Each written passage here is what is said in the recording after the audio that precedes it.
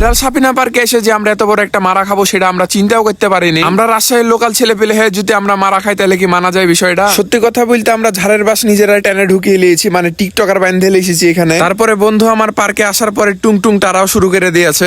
এটা তো কোনো বিপদ নয়, তার চাইতে আরো বড় বিপদ আছে। আপনারা ভিডিওটা শেষ পর্যন্ত দেখলে বুঝতে পারবেন। আসসালামু আলাইকুম এভরিওয়ান, কি অবস্থা সবার? আশা করি সবাই অনেক ভালো আছেন, আপনাদের দোয়ায় আমি অনেক ভালো আছি। ঈদের পরের দিন সকালবেলা ঘুম থেকে উঠে দেখি রহিম আর তুষার বন্ধু আমার বাড়িতে এসে কান্দাকাটি শুরু করে দিয়েছে, পার্কে বেড়াতে যাবে তাই। সত্যি কথা বললে ছেলেগুলার মুখের দিকে তাকিয়ে খুবই কষ্ট লাগছিল, তার লাগে রেডি হয়ে বাড়ি হয়ে ফেললাম। আর আজকের আকাশের ওয়েদারটা কিন্তু সে লেভেলের ছিল, জাস্ট ওয়াও। আসলে রাস্তায় বের হয়ে আমাদের একটা বিপদে পড়া লেগেছে, সেটা হচ্ছে কোনো গাড়ি ঘোড়া ছিল না, তাই আমরা বাধ্য হয়ে ভ্যানে উঠে পড়েছি। আর ভ্যানে যেই পরিমাণে বাতাস, একবারে মনটা ফুরফুরে হয়ে গেছিল। আর আমরা এখন যে রাস্তা দিয়ে যাচ্ছি এই রাস্তাটা কিন্তু এক সময় রেল লাইন ছিল। পার্কের কাছে আসার পরে কিন্তু আমরা জ্যামে পড়ে গেছি, তো কি আর করার, সুন্দর করে হাঁটতে লেগেছি।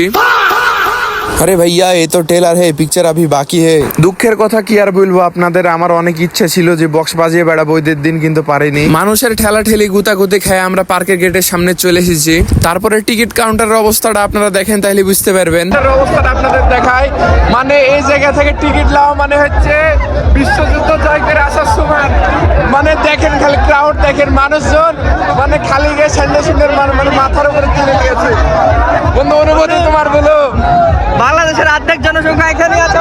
সাপিনা পার্কের যে ক্রাউড, 70 টাকা টিকিট করেছে, তারপরেও মানে মানুষজন আসছে না, এরকম একটা অবস্থা। আমরা কি টিকিট পাবো? টিকিট পাবেন? টিকিট পাওয়া যাবে না, বাড়ি চলে যাও। অনেকক্ষণ টিকিটের লেগে দাঁড়িয়েছিলাম, তারপরে একটা পার্কের লোক এসে আমাদের বলছে ভাইয়া ওই গেটে যান তাহলে আপনারা টিকিট পাবেন। মানে আগে যে সাপিনা পার্কের পুরাতন টিকিট কাউন্টার ছিল ওখানে যাওয়ার কথা বলছে। তারপরে এখানে মাইকও ঘোষণা দিছে, কিন্তু মানুষজন এতটাই হুজুগে বাঙালি এখানে দাঁড়িয়ে আছে, ওই গেটে কিন্তু একবারই ফাঁকা। তারপরে আমরা ওই গেটে চলে গেলাম, যাওয়ার পরে সুন্দর করে মানে সাটাম করে টিকিট কেটে নিলাম। আর এই ছুটার তো কোনো জায়গাতে ঢুকতে টিকিট মিকিট লাগে না, বুঝতে পারছেন, ব্যবসা বাড়ি আলাদা। পার্কের এই জায়গার মানুষ দেখে কিন্তু আপনারা বুঝতে পারছেন যে ভিতরে কত মানুষ হবে। ভিতরে ঢুকে দেখি ছেলে পেলে সব গামছা বাঁধে চলে এসেছে পার্কে বেড়াতে। এতক্ষণ তো সব ঠিক ছিল, কিন্তু মানুষজন দেখতে পেলে তেড়ে চলে আসছে ছুটার দিকে। আজকের ভিডিও মূলত এতটুকুই ছিল। এই ভিডিওটার নেক্সট পার্ট দেখতে চাইলে অবশ্যই একটা কমেন্ট করে যাবা। ভিডিওটা শেষ পর্যন্ত দেখার জন্য সবাইকে অনেক অনেক ধন্যবাদ।